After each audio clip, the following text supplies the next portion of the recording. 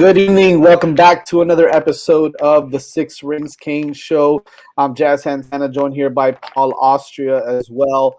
Thank you guys for joining us. We are the Six Rings Kane Show, an extension of the Five Rings Canes podcast that Alex Dono and Larry Bluestein do such an amazing job at.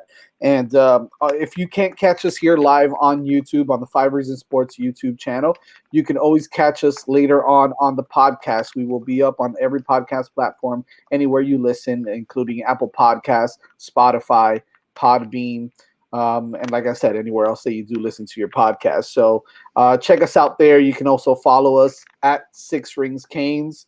Follow Paul at Paul Austria _ and Manny Chang on the on the ones and twos back there producing as well. Thank you for producing the he's a Gator fan and he does this for us, so mad love to him.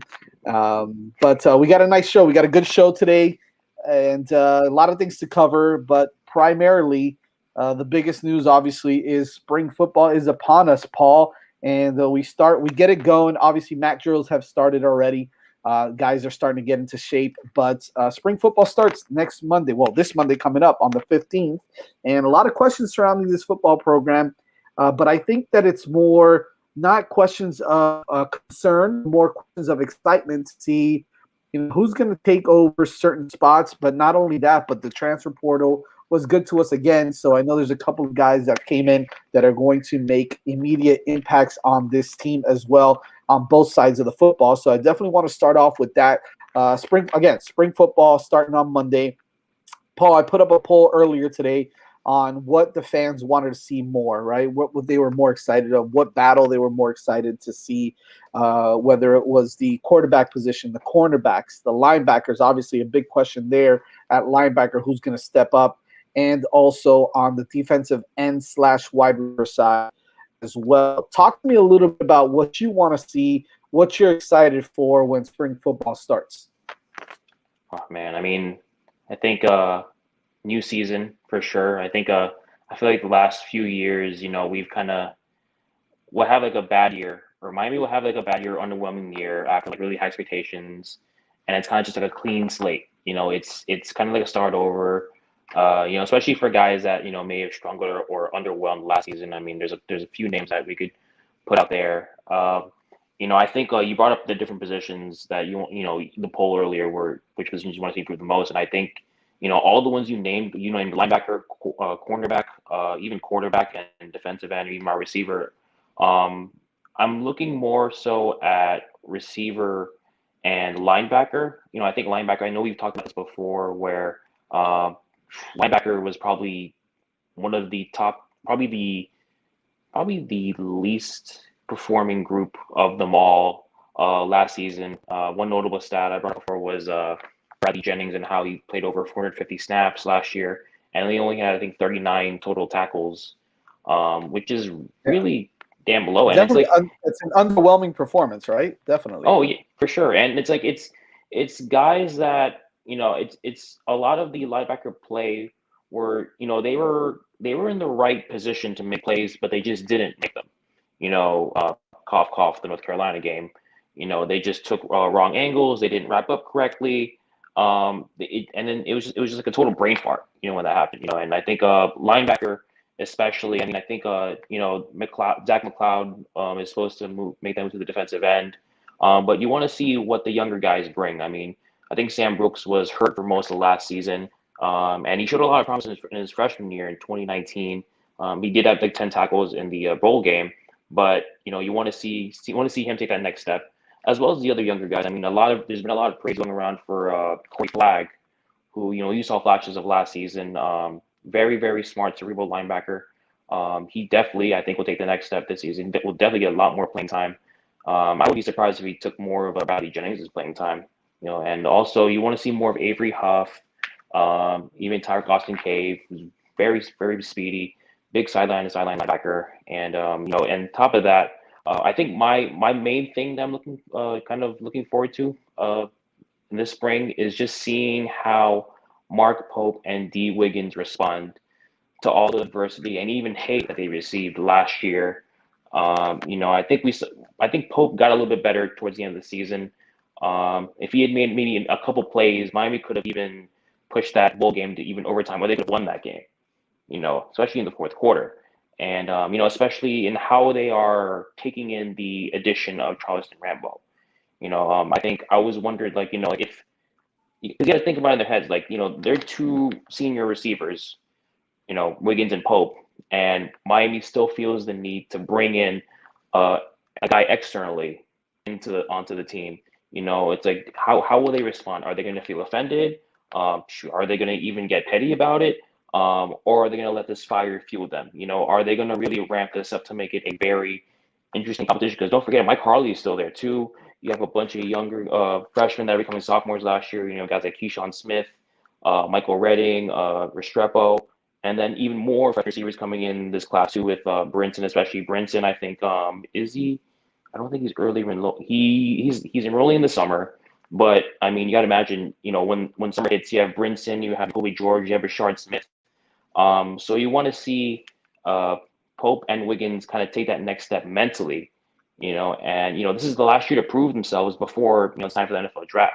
Hoping if they want an opportunity at the next level, then this is the time to prove it.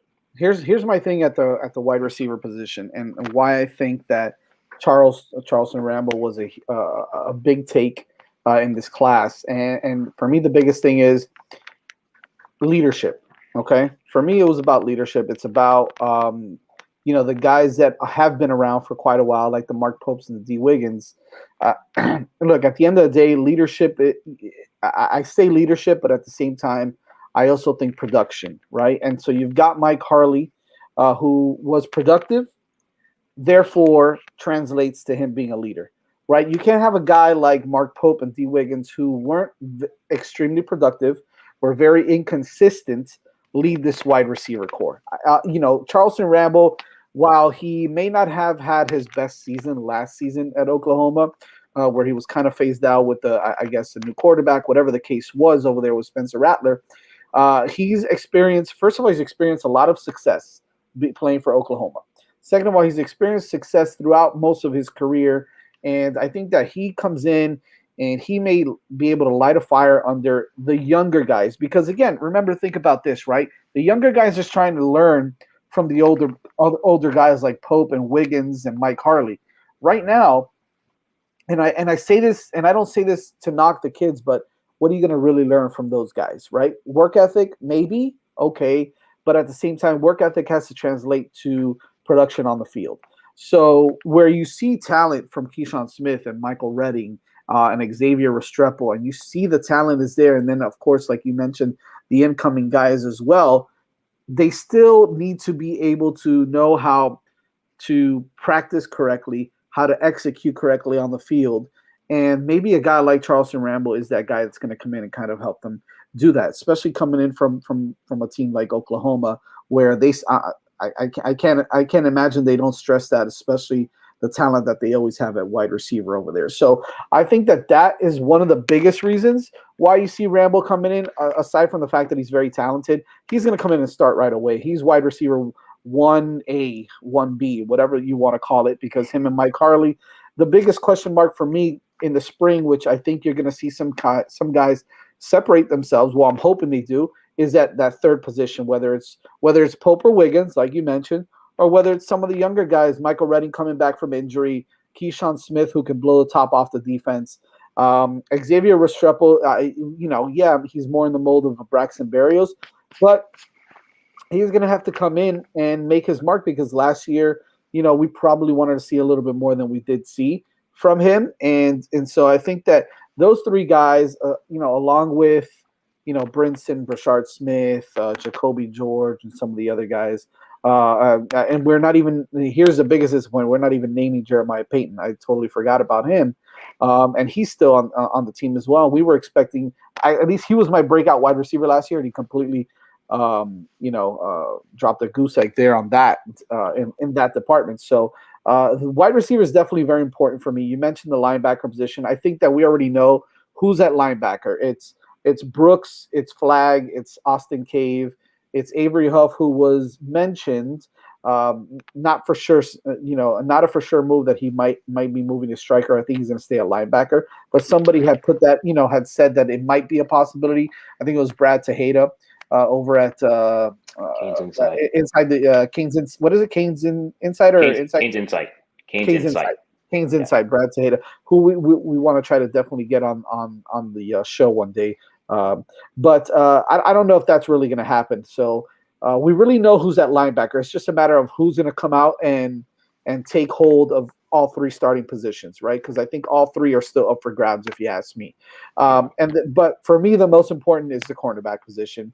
Obviously, with the transfer portal again, we've got Tyreek Stevenson, who came back home, who recently also said on Twitter that he wished he would have stayed here from the beginning, right? He wished he would have been here from the beginning. So listen, boys, if you're out there and you're looking at Miami, you're a local kid, don't have any regrets. No regrets, all right? Not even one letter, okay? No regrets. Just stay home and play for the U, baby. If you're a 4 or 5 star cornerback, I mean, obviously, City. What was the Nesta quote again? What did Nesta say when he committed? Put on for the crib or something. Put on for the crib. Yeah, crib. So make the crib great. Make the crib great. Make the crib great. So Tyreek Stevenson is, obviously for me, he's going to be the top guy. I think he's cornerback number 1, number 2, along with Takori Couch. So we're going to have to see more consistency from DJ Ivy. I like the move of Jalen Harrell moving from safety to cornerback. I think it adds depth. He's a long, lengthy guy, 6 feet 200 pounds. So he's a bit or 6'2", 200, something like that, right? Long, lengthy guy, got some speed, probably a physical presence. So I don't know if he's going to be able to. 6'2", 180? Okay. Someone had mentioned 200 pounds. Still, 6'2", 180. That's a nice size for a corner. So I'm excited to see what he's going to do in the spring at the cornerback position, whether he stays there or not. The striker position, I think, is pretty well set with Frierson, Smith, although Smith might be moving back to safety, right? Keontre Smith? I don't know about that, but I feel like there's just the safety is super loaded right now. Yeah, I don't even want to talk about that. That's just super loaded. Safety is the one position on the team where I'm like, I have no worries whatsoever. Absolutely.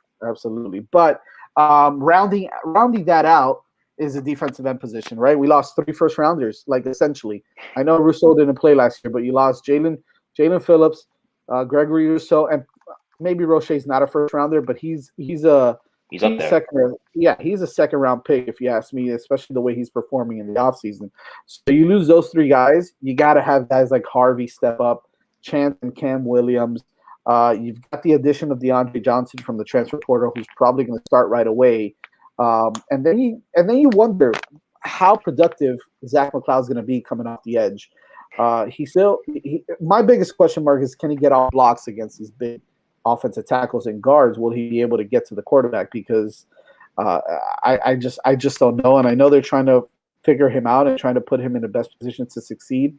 So that's going to be interesting in the spring to see how he performs. And then at quarterback, of course, you've got the battle between the 3, really, because it's really turned into a 3-man battle, because Peyton Matoka is saying, hey, not so fast. So I think that the addition of Peyton Matoka battling with Tyler Van Dyke and Jake Garcia is going to be interesting to watch, because they're all on campus, I believe, right? Yeah, Jake Garcia is on campus. Jake's on campus. Yeah. So all 3 are going to battle it out for that number 2 position and potentially to be the opening day quarterback against Alabama.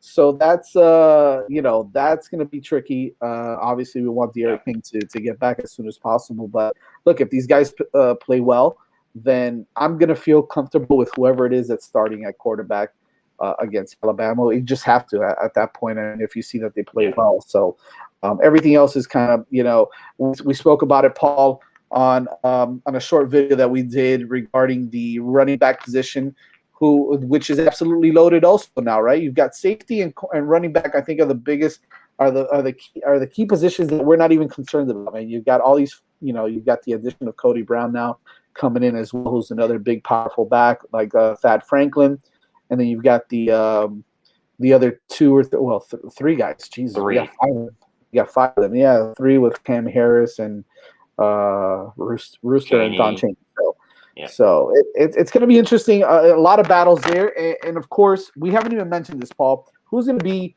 the number 6, 7, and 8 guys at the offensive line position? Jalen Rivers looks like he's got to be one of the guys. Who else? Yeah. Isaiah Walker.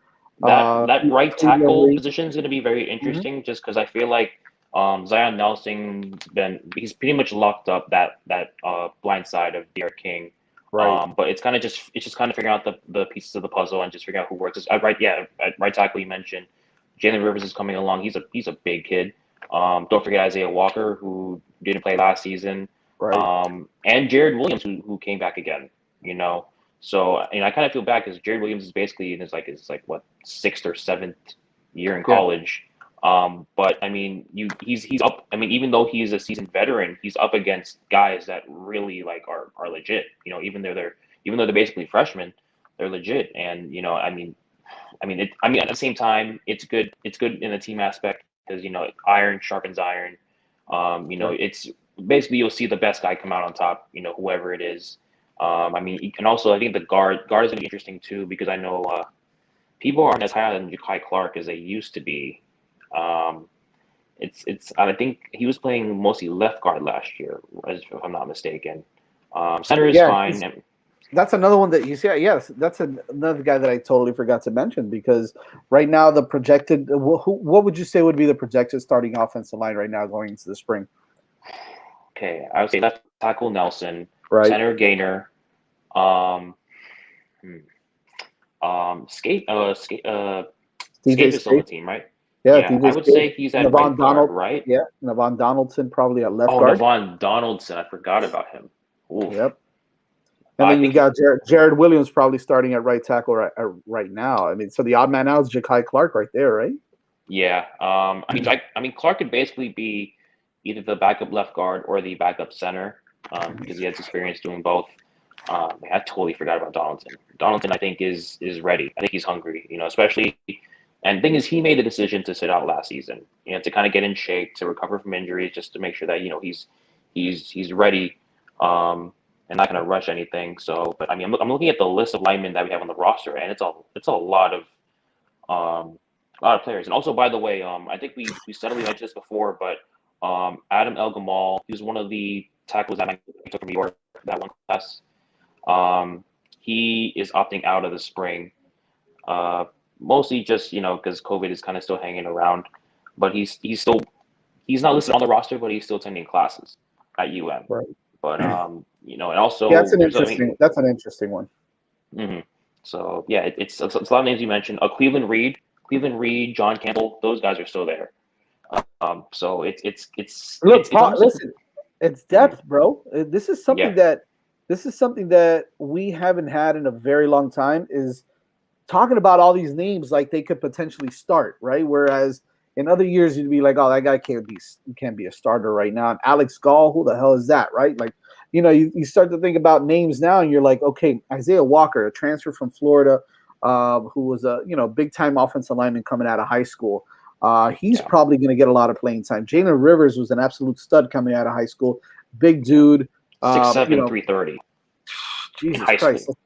Yeah. So I mean, look, you've got a lot of options there. So I'm not too worried about.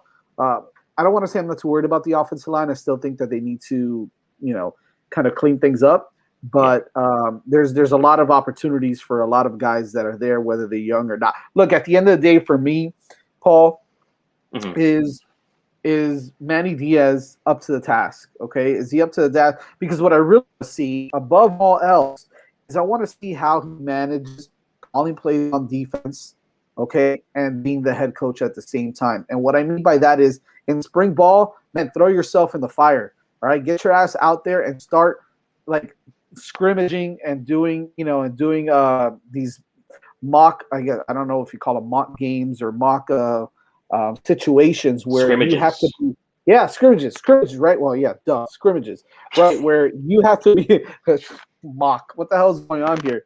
I'm watching It's too not a much draft. crime. I'm watching too much crime and law shows and all that crap.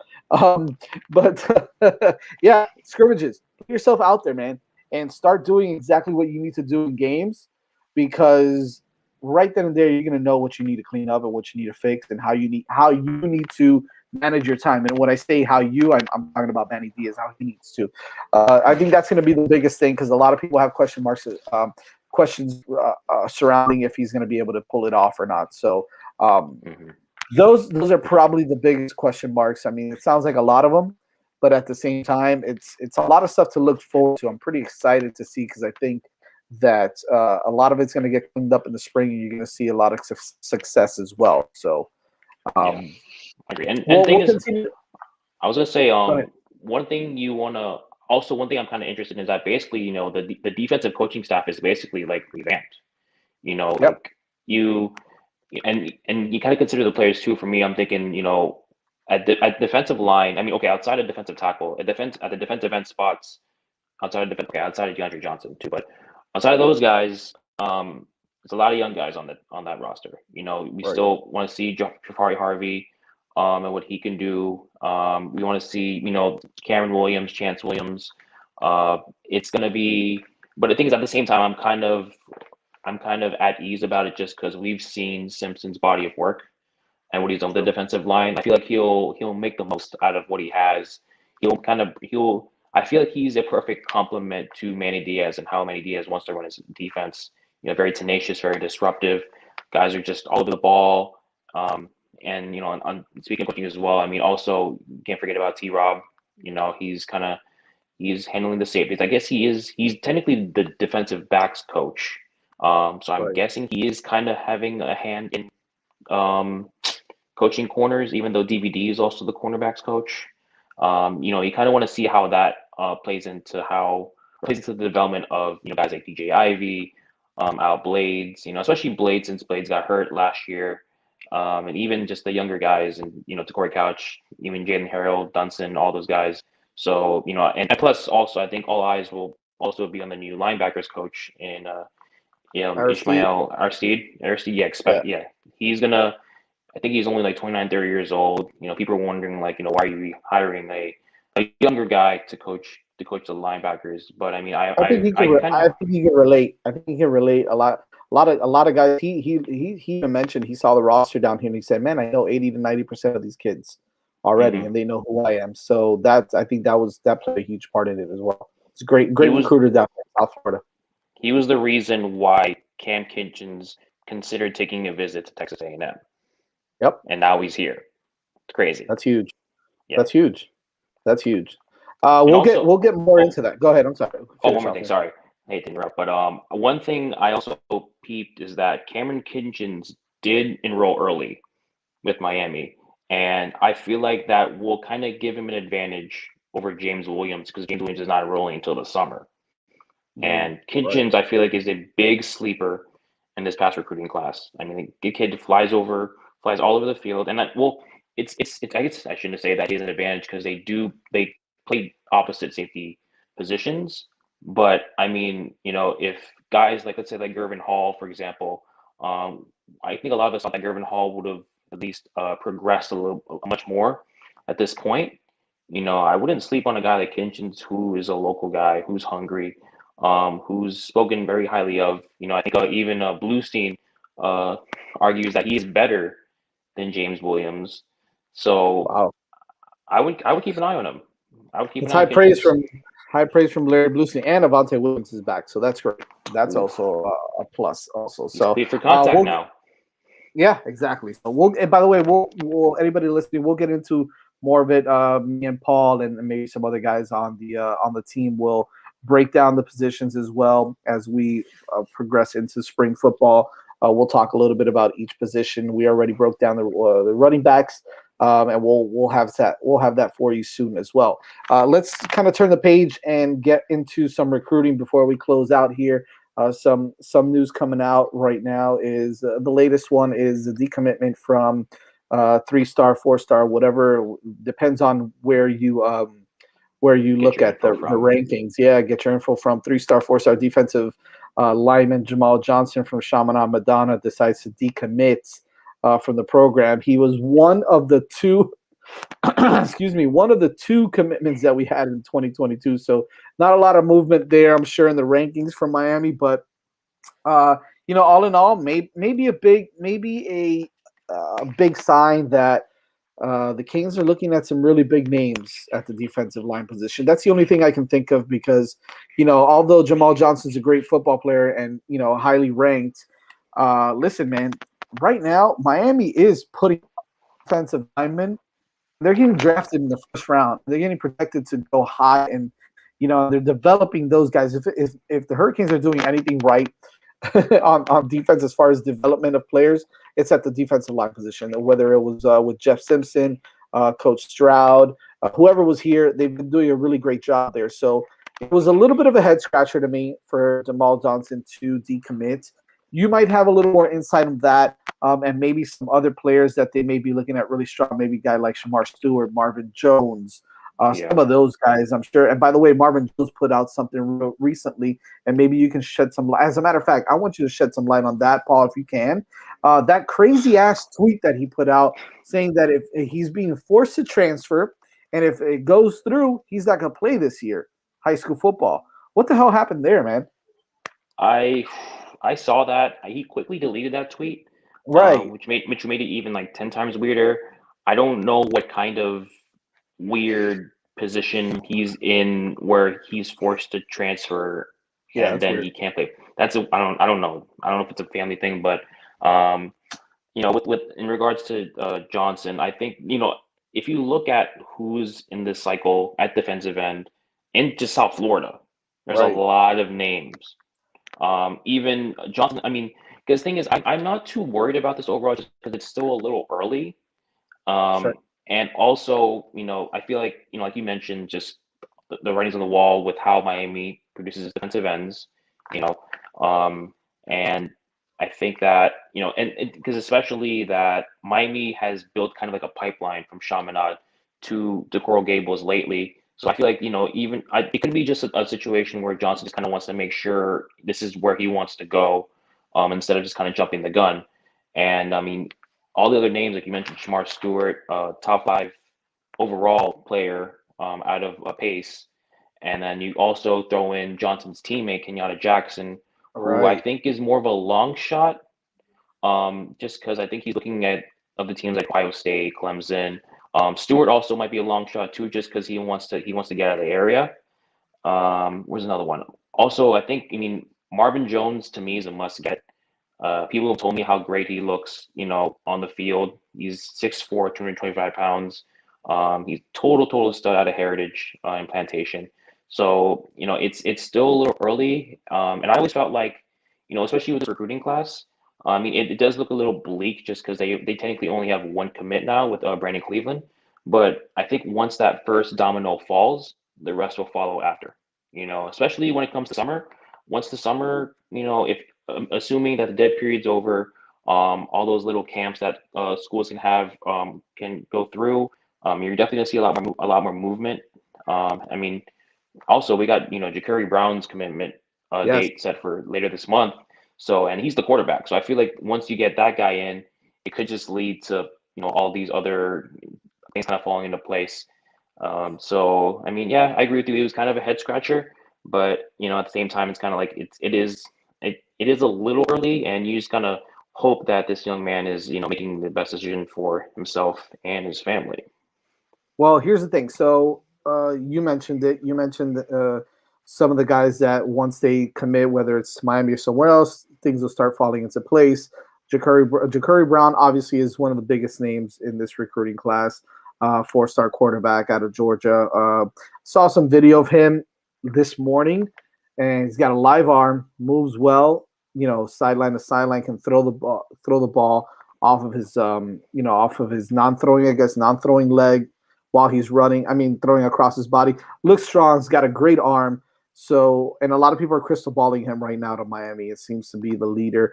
I don't like those crystal balls because it drives me crazy. It gets me nervous. So I try not to pay attention to it. But not only him, Jacoby Spells is another guy, a big-time cornerback who put us in his top 5 recently with Georgia, West Virginia, Syracuse, and Indiana, which is a kind of that's a weird mix of top 5 there, right? You got Miami, Georgia, West Virginia, then Syracuse, and Indiana. And now Indiana's becoming a top program. I mean, they've got a great team over there. Michael Penix is coming back at quarterback. That's a pretty good football program. But it just sounds weird. Miami, Georgia, West Virginia. But anyways, top five for them. Gabby Arudia, who's a friend of the program, put together also uh, who also put together a couple other recruits that have recently been getting offers. Bo Atkinson is a big time defensive end, big strong kid. I don't know if you looked at him. It reminds me a lot of like the Joey Boza type mold. Yeah, he looks strong. I think he's a kid out of North Carolina, if I'm not mistaken. Another, Yes. yeah, 6'6", another 225. Sheesh. big dude, man, big dude. Another kid that's been offered, and this is what I love. This is why I love Garen Justice. He is offering the big uglies from up north in Like Midwest, and Wisconsin, yeah, Minnesota. Kentucky. He offered a guy out of Paintsville, Kentucky, Johnson Central, the four-star offensive lineman Grant Bingham, who talks about talks. He had a recent virtual tour of with Garen Justice. So I love that. I also love the Bo Atkinson offer. Let me see if there's anybody else that I can think of here. Yeah, Lyra Bo Atkinson, 6'6", 235. Jesus. Kenyatta Jackson though has lately, like you said, Paul, been talking up about how he can be developed at Miami. So that's interesting. That's an interesting read if you guys want to see it. Another kid is Julian Armella, if I'm even Oh, the saying that right, tackle. the Yeah, tackle from Columbus, who is probably leaning towards going to Florida State, but Miami is still in his ear. it's still a really big time option.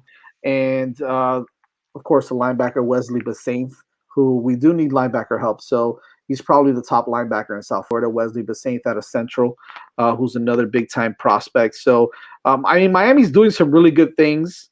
Okay, Travius Lathan is another linebacker who showed Oh, out he's at a good. camp this past weekend. Yeah. So and then some other guys. So there's a lot to talk about in recruiting, but right now, I mean, Miami's in a good position with a lot of guys. Okay, Hmm. so like you said, once the dominoes start to fall, I think you're going to see a lot of these guys, commit or get a little more serious. And it's also tough now with COVID. You can't visit schools like you want to. You've got to do the virtual thing. Yeah. But I think that's going to start to open up soon, and players are going to be able to come down and visit schools also. So, lots to look for in recruiting. Be on the lookout because we're probably going to hear about a commitment or two in the next week or two. So we're looking forward to that. Paul, you got any last words before we head on out there? I mean, another name I actually didn't mention before was two names were the kids at Homestead, Daniel Lyons and Dante Anderson. I think Anderson loves Miami as well. Um, but I mean, there's a lot to be excited for um, on the recruiting side of things for Miami because like you've seen like the staff they've assembled. This is built to kind of make another recruiting class that might even be better than last year's. You Absolutely. know, we just got to see. I think one thing that we're kind of all itching to see is just how will they develop the players. Right. So and it's going to be very interesting spring. I mean, first first first game of the schedule is Bama, so just got to hope these guys are ready. This guy putting up stuff about the Gators, unbelievable. Anyways, that's that's it for tonight. Again, you can catch us on the Five Rings Canes podcast. Just search any of your podcast platforms, Apple Podcasts, Spotify, Podbean, and all the others, and just search at Five Rings Canes. Or you can also search at the Six Rings Canes as well. Check us out there. You can listen to the latest version. We are the Six Rings Canes show, an extension of Five Rings Canes podcast with Alex Donald and Larry Bluestein. You can also subscribe on the Five Reasons Sports YouTube channel. Give us a subscribe and then give us a thumbs up. Click on that for us. Support us there. We've got the super chats up and open for us. Also, if you ever want to Yeah. donate and help us out, we really truly appreciate that. Also. And thank you for Manny for producing the show. You can catch us here every Thursday at 7:30 p.m. Paul and the rest of the bunch, Jakari and Danny, who took a day off today. We wish him well. He's a little bit under the weather, so big ups to him and the rest of the team over at the Six Rings Canes. And we got to introduce our Lady Cane, hopefully next week as well. we've got a new addition to the Canes team here also. So again, thank you guys so much for tuning in tonight, and we hope to see you next Thursday for Paul Austria, Jazz Santana. Have yourselves a good night. Go Peace. Canes.